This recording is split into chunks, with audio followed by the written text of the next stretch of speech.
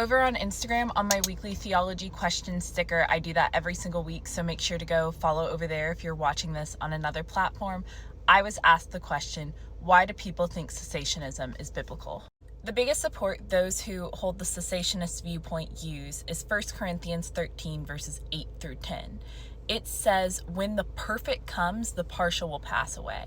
Typically, people who are cessationists believe that the perfect comes with the completion of the New Testament canon, and that's what's being referred to there, while people who hold the continuationist view believe that the perfect comes when Jesus Christ returns.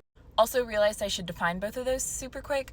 Continuationalists mean that they believe gifts such as prophecy, tongues, healing, miracles all continue into now, while cessationists believe that they were something used to authenticate the early church and are no longer relevant to our current church. Cessationalists also often argue that these gifts were used to authenticate the apostles and were basically like the scaffolding to a building. For this, they reference Hebrews 2, 3 through 4, 2 Corinthians 12, 12, and Ephesians 2:20.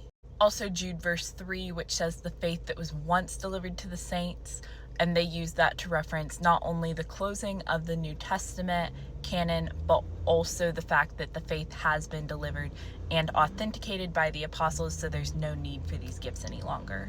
Additionally, scholars who are cessationists will reference later written books in the New Testament, such as 1st and 2nd Timothy and Titus, and gifts of those are not mentioned there, which is used as an argument to say the church was moving away from those gifts. So the cessationist viewpoint is that gifts were there for a reason, and the reason is no longer there. Once the reason was no longer there, they faded. Now that we have full access to the New Testament canon, that is sufficient, and the church should be rooted in scriptural authority and not any charismatic signs. For my viewpoint on this, I actually like to reference the Old Testament and talk about how much of history the Bible covers, because if you think about it, what we're living in now is a very, very small part of history compared to the huge swath of what was in the Old Testament.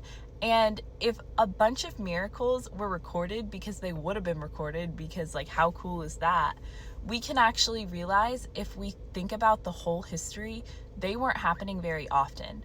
God oftentimes uses miracles in a certain time or place, and I think he used them with the apostles. I don't necessarily think that means that they're active now, but I don't also think that means that they can't come back.